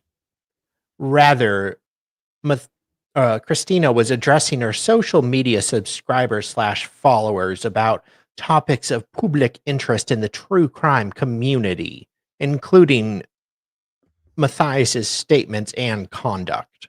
Well, it's certainly of public interest now. Great going. Yeah, well done. Matthias has maintained her social media presence and continues to engage in public discussion by posting or streaming hundreds of videos since April 2025. Well, okay. Matthias has used Christina's public statements as a pretext for quashing her speech and removing her from public events such as CrimeCon. Yep. In Denver, Colorado.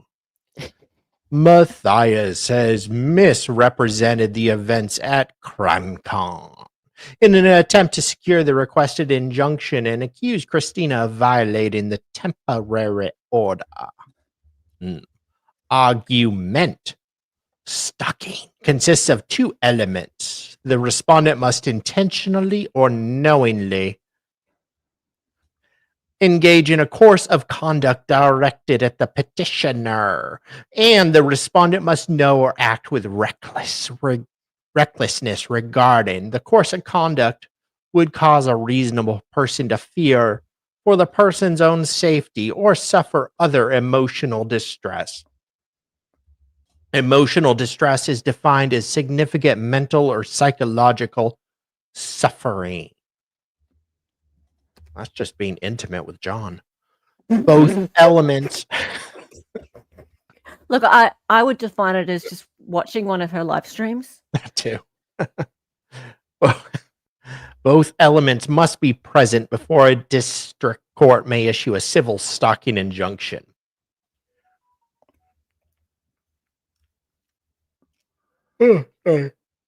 Here, Matthias cannot prove either element to justify the requested injunction. Further, the Utah Court of Appeals recently reiterated that the First Amendment cabins the court's ability to issue a civil stalking injunction to only specific parameters. Content-based restrictions are presumptively unconstitutional and subject to strict scrutiny. The requested injunction. Content-based restrictions are presumptively unconstitutional and subject to strict scrutiny. I'm assuming that means social media posts, stuff like that. So they should be. So basically, they would have to look very closely at the content. Yeah. Otherwise, it's unconstitutional to restrict it. Yeah. If I'm understanding that correctly. Yes. Sorry, keep going.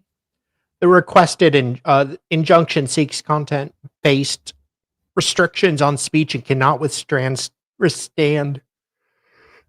strict scrutiny. Gosh. Sorry. The requested Alright. injunction is unconstitutional. Yes. Matthias cannot show she is entitled to the requested injunction under the Stocking statute. A civil stocking injunction requires the petition to prove stocking as defined in Utah Code. That section provides that an actor commits stalking if the actor intentionally or knowingly engage in a course of conduct directed at a specific individual and knows or is reckless as to whether the course of conduct would cause a reasonable person to fear for the individual's own safety or the safety of a third individual. 2, suffer other emotional distress. Course of conduct requires 2 or more acts directed at or towards a specific individual. And the burden is on the petitioner to show by a preponderance of the evidence that stalking of the petition by the respondent has occurred.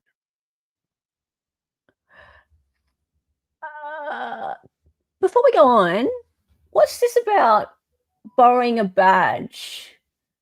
What's this? She said she borrowed the badge so she could be with the Delphi family. You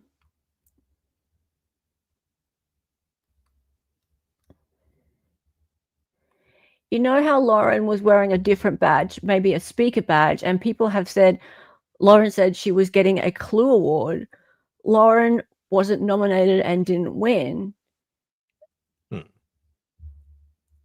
You mean the lanyard that she was wearing in the body cam?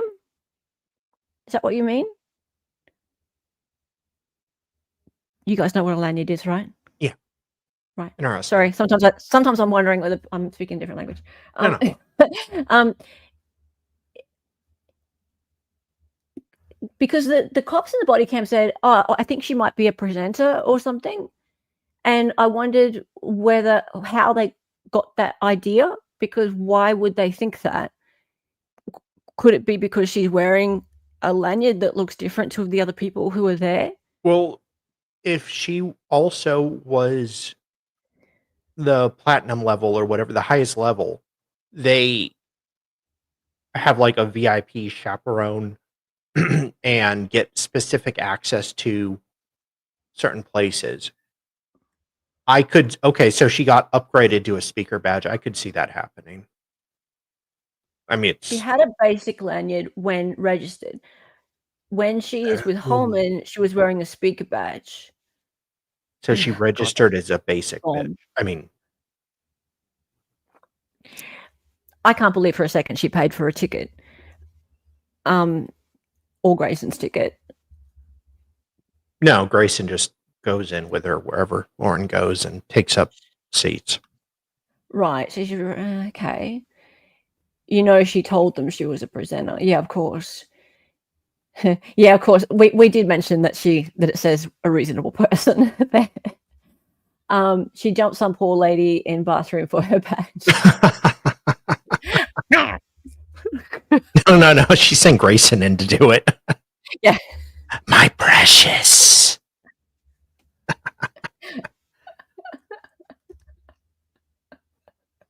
Some eyes must have it, the badge.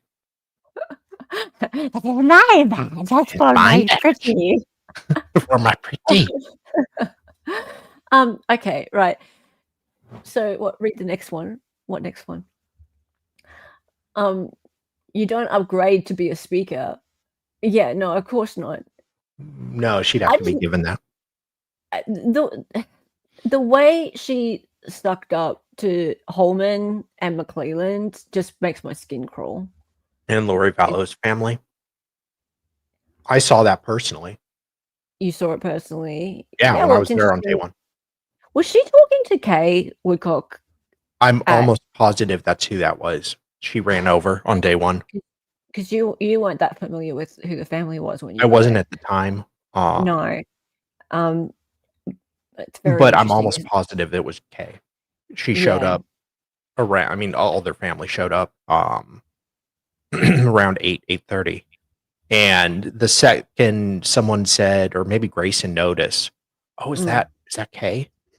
And they just Lauren jumped up. Like I was sitting next to her at the time, or was I sitting next to? It was either Grayson and then Lauren, I think. But they both, but especially Lauren, just jumped up and just ran over there and started talking to them for a few minutes. And it was just like, ugh. It was a little ghoulish.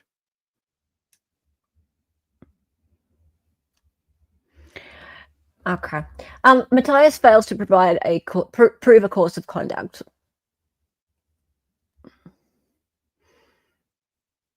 Oh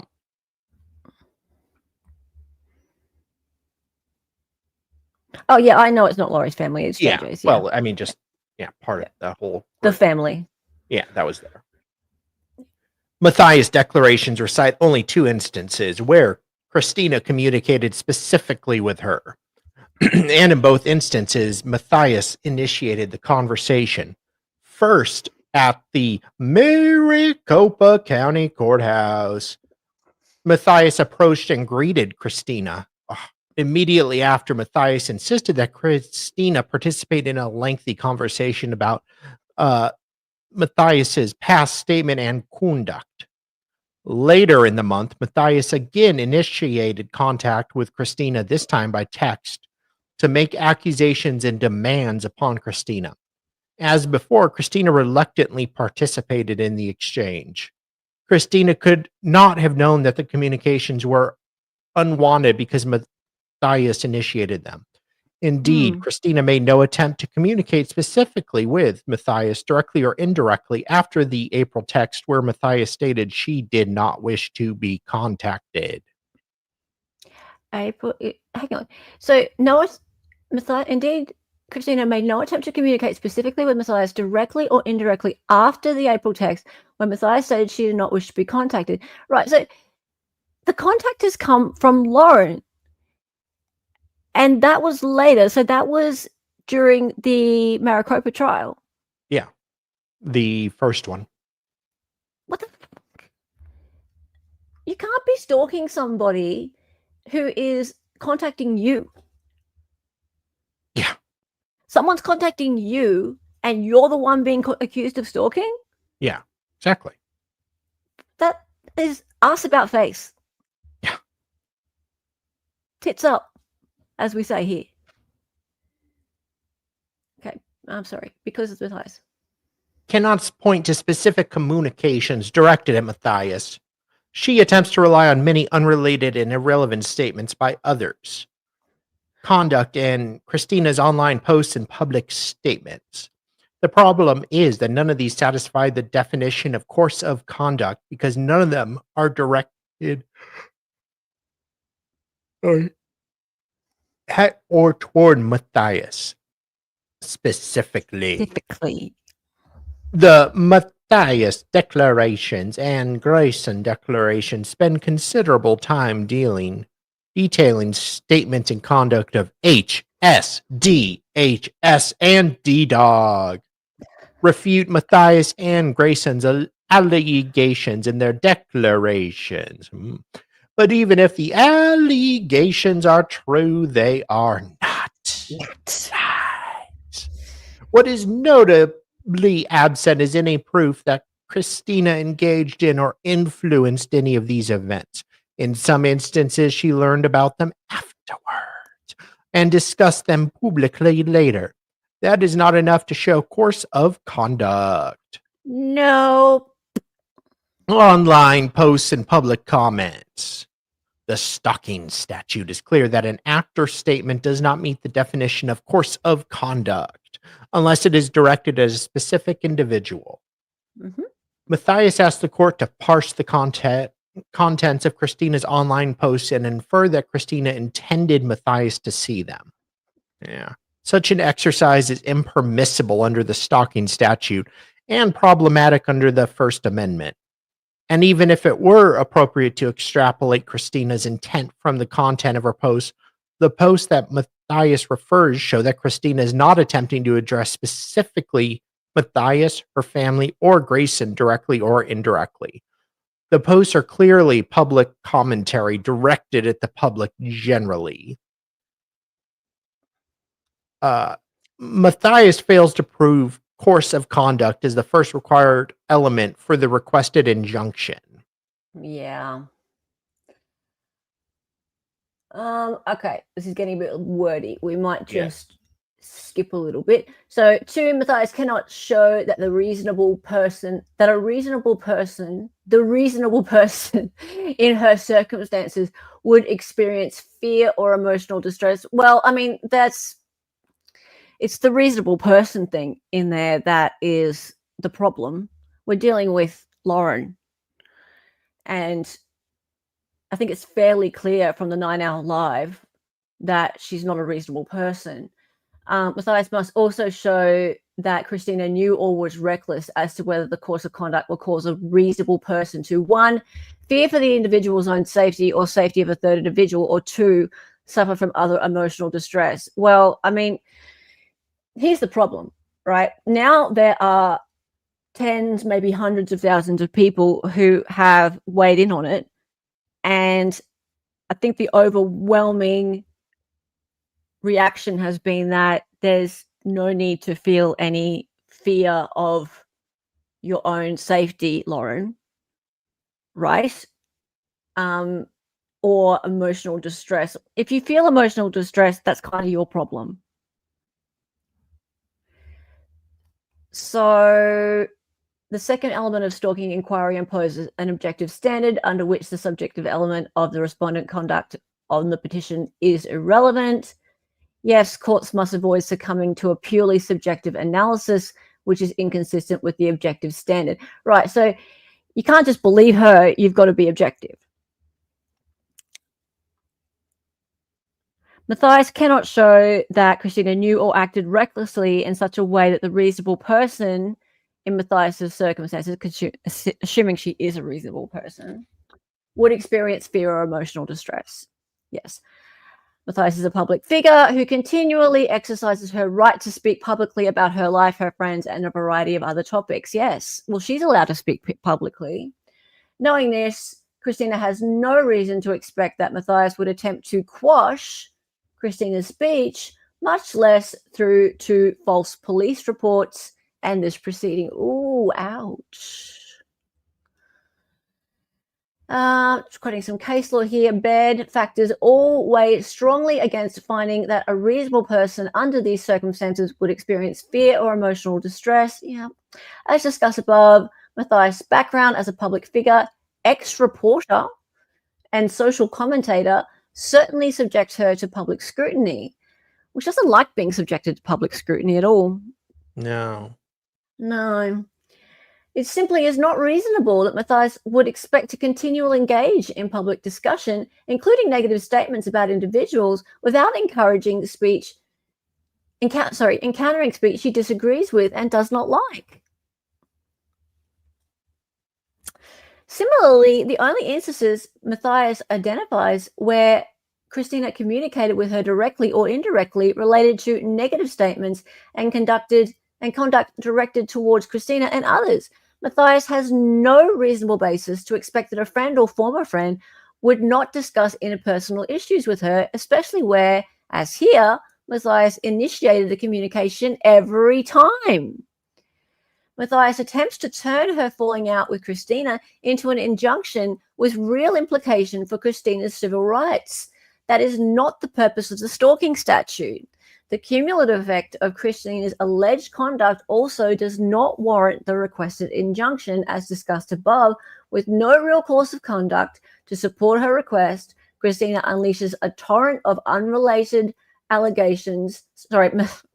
Matthias unleashes a torrent of unrelated allegations about others' conduct and Christina's protected First Amendment activity. All of that does not count under the stalking statute, Baird, and other cases. The degree of culpability required prevents the court from counting events that Christina learned about only later. For example, Matthias has no good faith basis to claim that Christina intended or acted recklessly with respect to incident in Boise. Yes, when Christina was in Europe and learned about this only after the fact. Yeah, Christina was in Europe. Wow. She had Okay. nothing to do with the stuff in Boise. Awkward. Awkward. Why is the okay? That I knew it. Why is the stuff in Boise even relevant? Why is it even a thing? What's it got to do with anything at all? Like, why is it being brought in? Yeah. This makes no sense. Oh, because they're associates of hers, apparently. Yeah. They're all part of the same club. Because they're bullying me. They're ganging up on me. Oh, poor Elda. Oh, yeah. And like, she doesn't have thousands and thousands of gems Yeah. who are all like, oh, poor you, Lauren. You're being stalked by the stalker, the big bad stalker. A number of other factors not specifically enumerated in bed also weigh strongly against the rejected injunction. First, Matthias already submitted 2 police reports with the same sort of misrepresentations currently before court. In each instance, the police did not substantiate Matthias's claims. Awkward. Awkward. Second, nearly all of the statements and conduct that Matthias references occurred in public places or online. Haha. Matthias claims that they interfered with her work. But Christina, H, and others, or H-Dog, and others also work in the true crime space and have been regular attendees of trials, press conferences, and conventions. H-Dog, M-Dog, S-Dog, and D-Dog have just as much right to be in public places and participate in public events as Matthias. This is not a situation where Christina, has accosted Matthias at home or any non-public space. Imagine if she did, right? Yeah. So imagine if Christina actually went up to Lauren's house and like walked up to her house and knocked on the door and said, let me in, let me in, let me in. And then started singing Worms to her. Or, oops, you messed up. Dun, dun, dun, dun, dun, dun, dun. Be a little more. Right? Like, even still, like, she'd have to, like, plow through the door and go, oops, you messed up.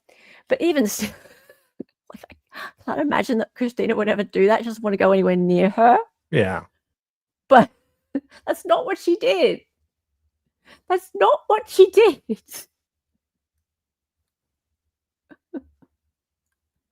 Hang on. David! Super sticker 9.99. And we have a real lawyer in the house. How's it going, mate? Thank you for the 9.99. And one day I'll get back to all your comments that you've left on all my streams going, who's that? Why is she wearing glasses? I know you're trolling me, mate.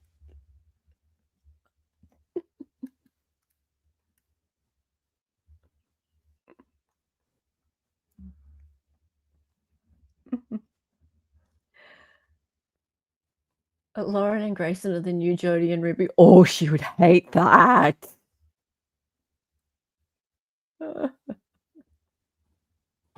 She would hate that. Oh. Finally, the Matthias Declarations and your declaration on their face deal only with Matthias's alleged subjective feelings or her fifis.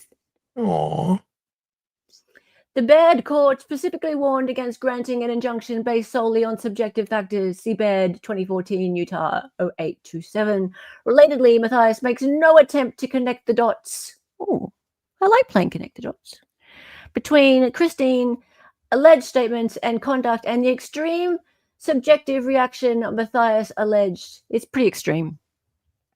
In sum, Matthias fails to show requisite mental state or capacity. It doesn't say that. Oh. Causation or objective reasonable fear or emotional distress. B, the requested injunction is unconstitutional. Earlier this year, the Utah State Court of Appeals in Ragsdale 2 reiterated the framework for determining whether a requested injunction violates the First Amendment. In assessing whether a civil stalking injunction violates the respondent's free speech rights, district courts must at a minimum, determine whether each provision of a proposed injunction is content-based or content-neutral, and evaluate each provision under corresponding level of scrutiny. Okay, so we kind of covered that a moment ago. A content-based restriction is one that stifles speech of an account in its message. Okay, so let's see how that applies. Personal conduct. This section requires an order commanding Christine to not stalk Matthias. You must not stalk me. And then recites and references the statutory definition of stalking. This provision is problematic for three main reasons. First, as a practical matter, it is vague, unenforceable, and redundant of other provisions. Utah law already prohibits stalking, of course, and there would be no way to enforce the order without resort to courts. The parties are attending the hearing to determine if stalking has occurred. There is no reason to enter an order that requires the court to do the exact same thing at any time Matthias believes Christina is stalking her. This is especially true since it is not clear what the personal conduct order adds apart from other provisions. Second, the issuance of the requested injunction in any form would impose Christine civil rights and violate the First Amendment because Matthias relies on Christine's protected speech to establish stalking. Basically, Matthias is asking the court to agree with Matthias's public speech and disagree with Christine's. Such a restriction would be content-based because it is justified only with resort to Christine's message, with the court adopting Matthias's viewpoint, punishing Christine, and in essence removing an entire topic, Matthias's own statement and conduct, from public discussion. Yes, there is no compelling government interest in favoring one speaker over another, and so broad as to be meaningless restriction on stalking is far from being narrowly tailored enough to withstand strict scrutiny. Third, the personal conduct order in the requested injunction mirrors almost exactly the one the Utah Court of Appeals reviewed in Ragsdale 2.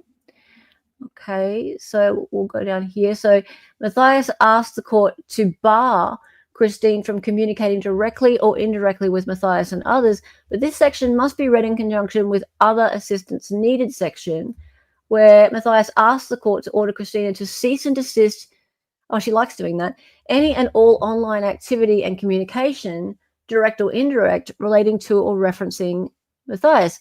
Again, this restriction is content-based because it purports to quash speech on an entire topic. And that refers to Ragsdale. So in this way, the no contact order in the requested injunction is distinguishable from the no contact order upheld in Ragsdale 2. The upshot of both of those cases is that a stalking injunction that prohibits communication with or to a person may be permissible, where a prohibition on communicating about a person is not, or at least must, withstand strict scrutiny. Okay, so that comes back to what was referred to right at the beginning, that any of this communication must be content-based and it must withstand strict scrutiny. So they can't just stop her from posting things about somebody blanket. The court must look at it with strict scrutiny. It must look at it, every single piece of that, of what's being prohibited from her posting. They have to actually look at it and go, no, that is harassment and you can't post that. They can't say, blanket, anything about Lauren, that whole TikTok of yours, you just got to stop it. That's too much of a violation of her free speech rights. So therefore it's unconstitutional. So they've got case law, is it Baird and Ragsdale, I believe, that is prohibiting that. Stay away order. Matthias asked for an order that Christina stay away from Matthias's homework, school, and vehicle. But as with the no contact order, Matthias modifies the form, language, and request and order that Christina must stay away from online forums and other social media accounts: TikTok, Instagram, Facebook, Reddit. This is extra problematic requirement is problematic on multiple levels. First, the restriction is content-based and cannot withstand strict scrutiny. On its face, the restriction appears to ban Christina from the internet.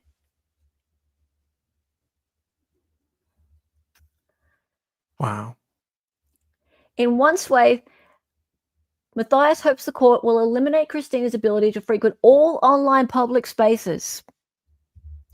This ask alone unmasks Matthias's goal of eliminating Christina's ability to speak out on issues of public interest. So not just about her, basically she just can't be on the internet. Yeah. The ban would be akin to allowing Matthias a popular pulpit in a public park while prohibiting others who disagree with her from the same public spaces. The First Amendment squarely forecloses this sort of preference, as it should. As it should. This is stupid. Did her lawyers not advise her that this is not going to work out? Are her lawyers completely incompetent? Wouldn't surprise me. How could they have told her that it would be okay to put forth a civil stalking complaint like this? Yeah. Or a restraining order like this, right?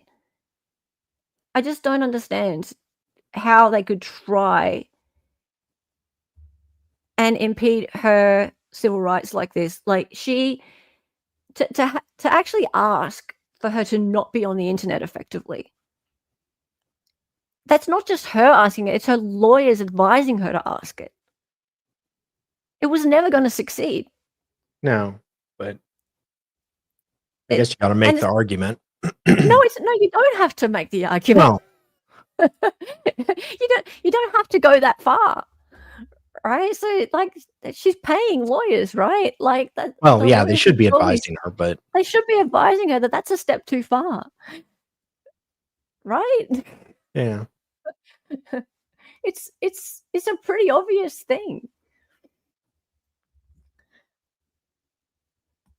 Maybe her lawyer has feelings like her husband when he made PhD statements about these behaviors, but was clearly speaking as her husband.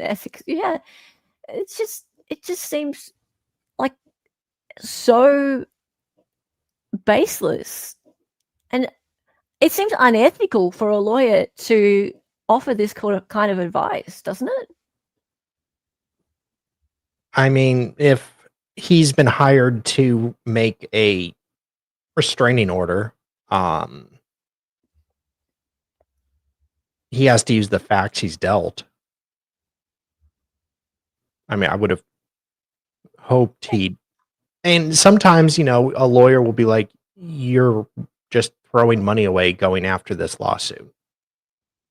And but it's the principle, and okay. I agree. Okay, so yes, there's arguments they've got to make, but to make arguments that effectively have the respondent completely barred from the internet. Sure. So, as a lawyer, as Matthias's lawyers, you've got to say, look, that's unconstitutional. That's not going to win. Yeah, that's what I'm saying. Like, so you want your client to win. You want them to be successful, and your best advice to your client would be, well, making an argument that is unconstitutional is not going to have you win. So maybe we should just like take a step back. That's my point. And how are you, Sleuthy? Yeah. Yes, we know it's the non-dead, non-sperm donor one. Well, we know it's the non-dead one. Yeah. Well, we assume. Although the dead one probably gives better legal advice. In sum, the imposition of the requested injunction in any form would violate Christina's First Amendment rights. No shit. Because Matthias relies upon protected free speech to try and establish the elements of stalking.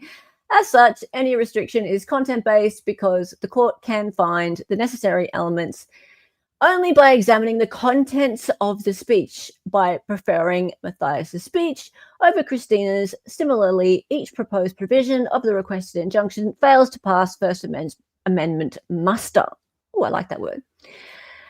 The requested injunction is unconstitutional. Yes, you can tell that just by reading the first couple of lines of it and not being a lawyer, just being a fake lawyer like me. Matthias is allowed to not like what Christina has said about her. Yes, she's absolutely allowed to not like it. But Matthias falls far short of the statutory elements required under the stalking statute. And Christina's right to free speech forecloses the requested injunction. Christina respectfully requests that the court deny the requested injunction. Christina reserves the right to seek fees under Utah Code 78B 7701-14 within the time frame provided under Utah Rule of Civil Procedure 73A, dated 19th day of September 2025, year of our Lord.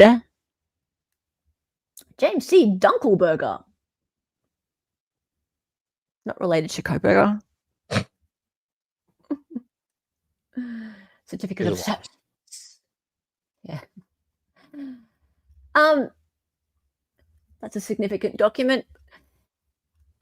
Good on you, Christina. Fight, fight, fight. Fight, fight, fight. Yeah, okay. So we will keep you updated. If I find out any more information about people who have been served with documents, I will let you know.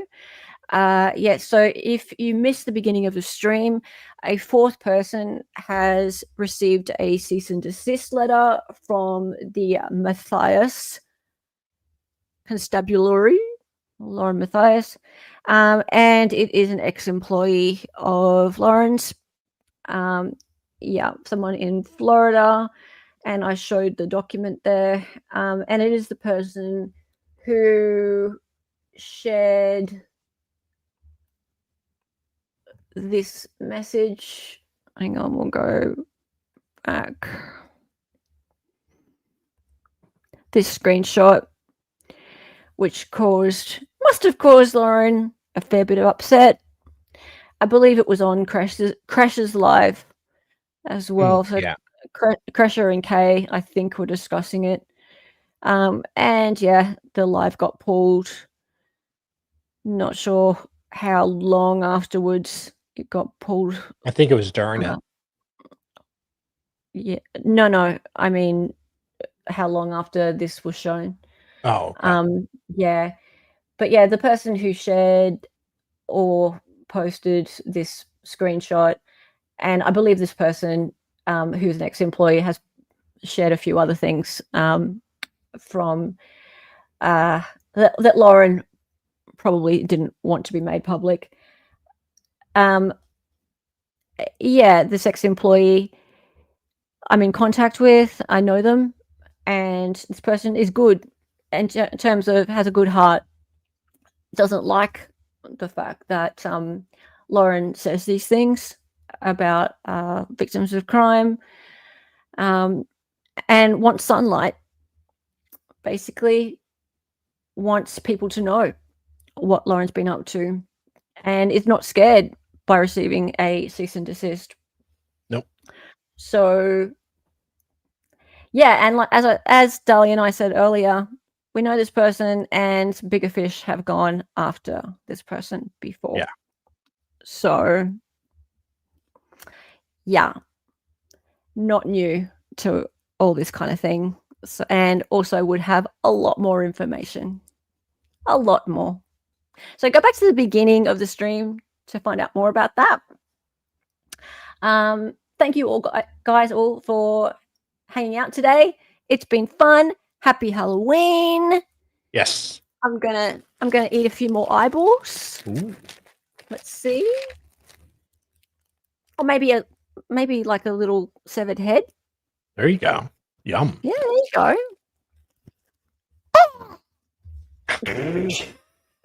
David? Cool. And yeah, if we come across any more documents and stuff, we'll let you know. Have a wonderful time, guys. Give out lots of lollies. Don't get any tricks. Make sure you're nice to all the little sneaky children. Hit the like on your way out. And hit the subscribe if you're new here. Time for the song. Time for the song. Time for the song. Her name was Hella. She was an Aussie. She was a fake lawyer from the future. She got on YouTube and made some live streams. The co-host is Dali and she dances sometimes. The words are always so loud and because she's an 8 or 3. To the attention, excited ignorance. Her cat is staring for me.